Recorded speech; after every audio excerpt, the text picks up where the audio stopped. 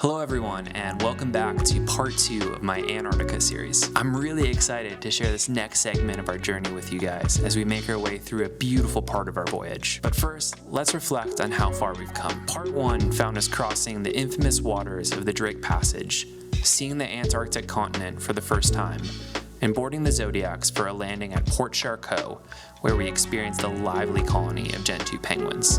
There were a lot of other beautiful moments that have already happened, so if you haven't had a chance to watch that video, definitely go give it a look. But now onwards to part 2 of our expedition, which finds us departing Port Charcot and making our way to our next destination, Petermann Island.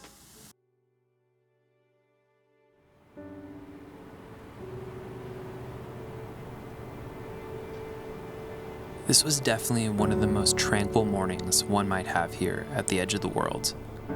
As most of the guests retreated into the dining room for a warm meal after our landing at Port Charcot, I found myself alone out on deck, peering out at the glaciated mountains of Booth Island, rising thousands of feet above the crystal clear waters below.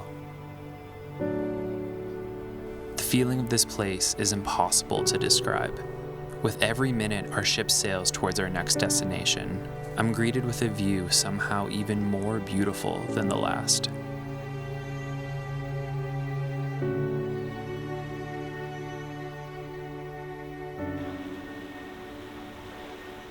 As we approach Petermann Island, the southernmost destination of our journey, the crew of the Sea Spirit lowers our Zodiacs once again for us to head ashore.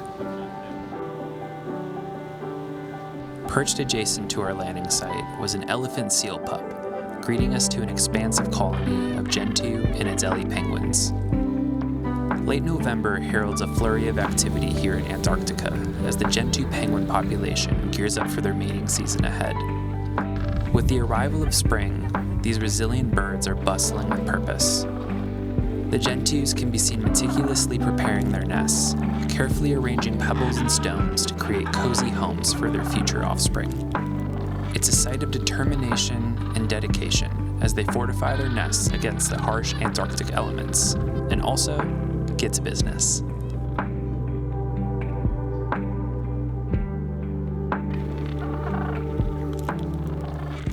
As we were preparing to depart Petermann Island, I saw one of the most incredible sights of our journey thus far. A small, single-person sailing vessel slowly making its way across the icy landscape. I can't imagine what it must have taken for this person to cross the Drake Passage alone, but also what incredible freedom they must have to roam about this landscape on their own terms. We also caught a very quick glimpse of a humpback whale while en route back to the Sea Spirit, hopefully a teaser of more to come. Petermann Island will be the southernmost point that we visit on this expedition, but now we turn northwards towards the Lemaire Channel. The Lemaire Channel is a narrow passage located off the western coast of the Antarctic Peninsula between Booth Island and the mainland. The channel is approximately 11 kilometers long and just 1,600 meters wide at its narrowest point, and due to its location, the Lemaire is typically only passable during the austral summer months. During this time, the sea ice in the region tends to be at a minimum, allowing ships to navigate through the channel.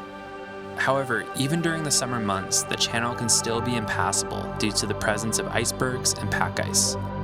This passage will be the first of the season for the Sea Spirit.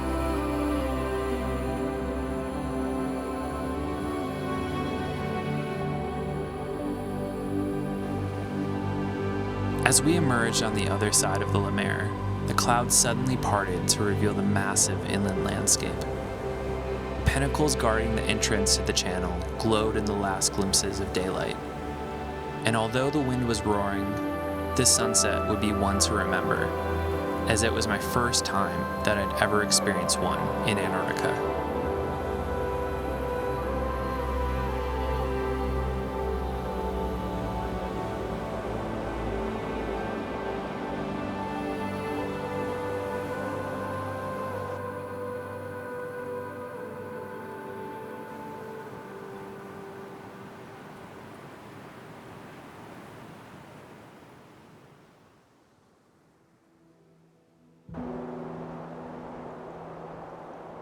We awoke the next morning in the appropriately named Paradise Bay, perhaps the most beautiful place I've ever seen. Mountains slowly appeared and disappeared into the rolling clouds as our next destination neared. Brown Station. Brown Station, also known as Base Brown, is an Argentine research station located on the mainland. Established in 1951 by the Argentine Antarctic Institute, its purpose spans the spectrum of scientific exploration, focusing on glaciology and geology to deepen our understanding of climate change and polar ecosystems. Amidst its history of scientific inquiry, Brown Station harbors a dramatic tale.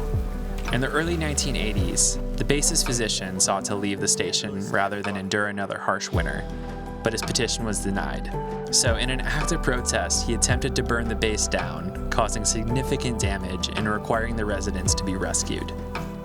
Despite the fire, Brown Station was rebuilt and now only serves as a summer base.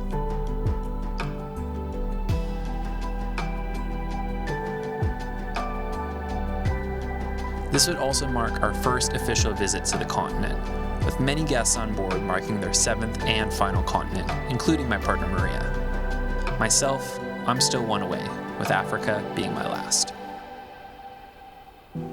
As we boarded the Zodiacs and headed back to the ship, we saw a group of Gentoo penguins not so gracefully making their way back into the ocean.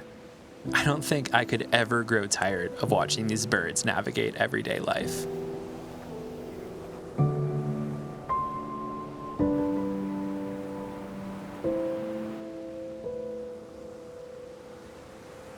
With Base Brown quickly shrinking behind us into the landscape, our ship set course westward, out into the Gerlache Strait. With weather patterns ever-changing, we were chasing the blue skies that had evaded us thus far, and also wanted to attempt the day's second landing at Truant Island. The journey to our destination treated us to yet another awe-inspiring display. With each passing moment, the landscape unfolded like a magnificent tapestry before us.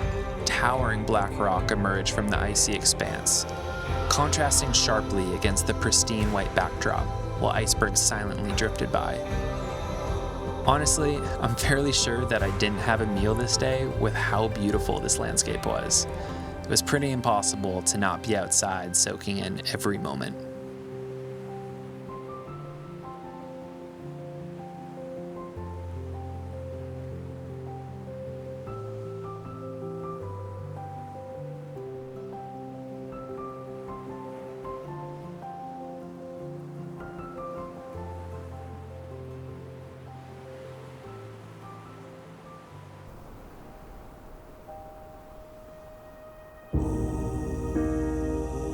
There's not much information about Truant Island out there, but what this place does offer is a host of epic views looking out towards the Gerlache Strait. And with the sun finally out, the expansiveness of this landscape was finally revealed, but still impossible to comprehend or capture.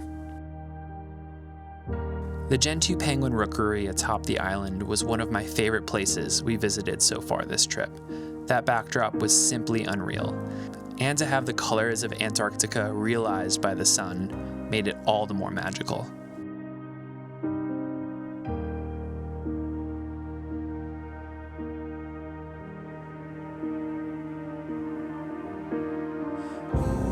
Reflecting on these past 2 days, I'm struck by the magic of this pristine landscape, which has existed for far longer than my own lifetime. Yet in just a brief encounter, it has made an enduring mark on my soul. It's been an experience beyond anything I could have imagined.